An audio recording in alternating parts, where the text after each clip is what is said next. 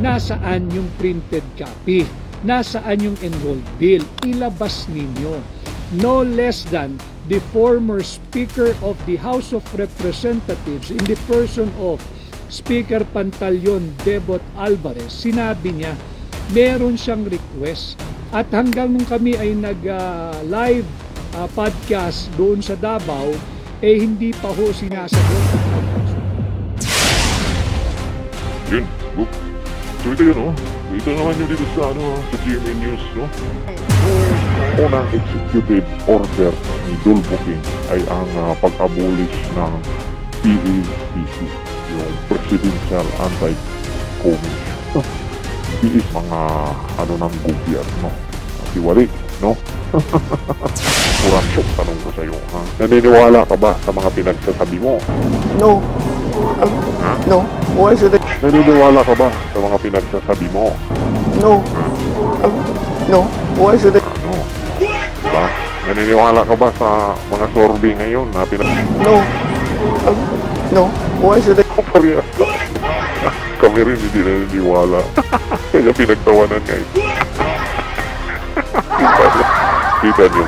Kahit siya hindi malasan, hindi siya naniniwala. Staff, nung mga miyembro ng Committee on Appropriation at saka Committee on Finance ng Senado at ng mababang kapulungan, inutusan na lamang daw yung mga staff na kayo nang bahala dyan, kayo na magpuno. Anyway, ministerial duty na lamang yan, clerical job na lamang yan, at yan ay pawang mga grammatical, spelling or printing error na lamang. Subalit, nung naipit na naman, naglabas po ng pahayag. Ito po ang latest, itutuwid lang natin dahil sabi ko nga, labanan natin yung pambubudol na patunay. Ang sabi nung nagpahayag ngayon, nahanap ko lang po, ito, inilagay na budget sa blanco ng BICAM report, di gawa ng staff. Sabi po yan ni Stella Kimbo. Iba na naman ang kanyang pahayag na gumagawa pa siya ng distinction. Sinabi niya, staff na raw ang nagpuno niyan at yan ay ministerial. Paano naging ministerial? Yung 241 billion pesos na blanco. Sige nga, paano naging ministerial? Yan po ay kitang-kita. It requires the exercise of discretion. Huwag ko kayo mag-alala, hindi po natin titigilan ito. Sapagkat soon, pag ako ay nakabalik na sa Manila, akin pong isusumite ang aking sulat sa Senado at sa Kongreso. Hihingin po namin yung mga pangalan ng mga staff na bumubuo ng technical working group o technical working staff ng Committee on Appropriations ng House at nung Senate Finance Committee. Hihingin po natin yan. Huwag mo mag-alala. Yung mga matitino at tapat na empleyado ng House of Representatives at Senado, hindi po kayo ang pakay natin. Kinakailangan lamang po natin yun para mabuo natin yung pag-build up ng kasong kriminal. Because again, what they did is criminal. Criminal po yung pakikialam sa tapos na, ratified, approved, signed, filed sa House Bills and Index Section na Bicameral Conference Committee report. Ang dapat mong sagutin, Congresswoman Stella Kimbo, nasaan yung kopya ng enrolled bill? Yan ang ilabas mo. Huwag na tayong magtakipan pa.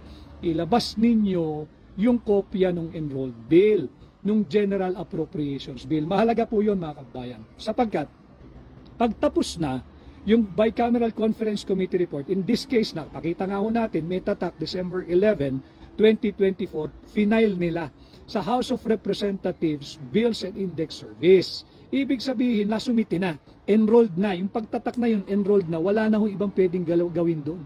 Hindi mo na pwedeng amyendahan yun. Tapos na yung proseso. Ang tanging natitira na lamang na activity o dapat gawin doon ay printing. Nasaan yung printed copy? Nasaan yung enrolled bill? Ilabas ninyo. No less than the former Speaker of the House of Representatives in the person of Speaker Pantaleon Bebot Alvarez, sinabi niya, meron siyang request. At hanggang nung kami ay nag-live podcast doon sa Davao, hindi pa ho sinasagot yung kanyang sulat. Meron bang pagtatakip na nagaganap? Yan ang ating sagutin. Yan ang inyong ipaliwanag. Nasaan? Ilabas na yung kopya ng enrolled bill. And by the way, yung Facebook tila naka-shadowban yung aking pahina at hirap na maka-access yung aking mga followers. Ganyan po yung nangyayari ngayon sa ating bansa. Pagka nabibisto sila, ay gagawa ng panibagong deflection at ito na nga, isusuppress yung karapatan ng malaya at payapang pagpapahayag. Bukas, pag-usapan din natin ay pinatatawag yung mga kasama natin na nagpapahayag din. Sila yung mga miyembro ng tinatawag nating new media, yung mga vloggers, and I think some of them belong to the traditional media. At ipinatatawag, magkakaroon daw ng pandinig sa Senado, delikado yan. Hindi po tama yan, hindi nararapat yan. Sapagkat malinaw, pati yung mga vloggers na pinatatawag, yung miyembro ng tinatawag nating new media, malinaw sa ating saligang batas. Article 3, Section 4, that no law shall be passed, no law, walang batas, shall be passed, abridging the freedom of speech, of expression, or of the press. Check nyo po iyan, pati yung mga mambabatas na nagpapatawag ng hearing, dahan-dahan, maging marahan, tingnan po ninyo, yung constitutional provision, Article 3, Section 4, malinaw po yan.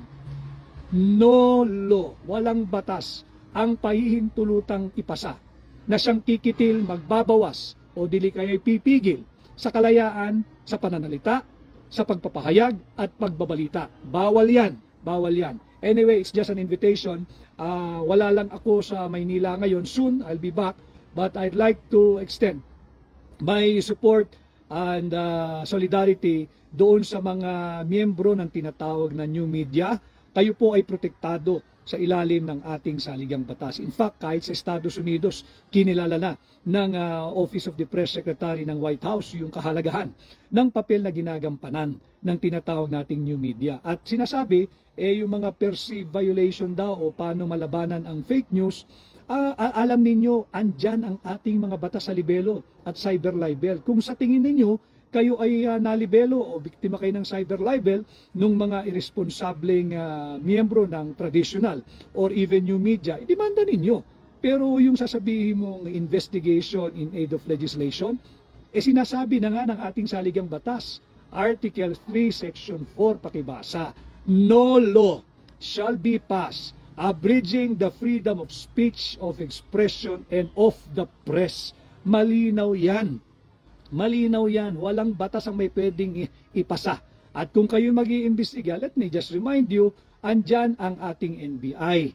Andyan ang ating pulis. If you think biktima kayo ng isang criminal act or violation, tumungo kayo sa stasyon ng pulis. Diyan sa labas ng batasan, no?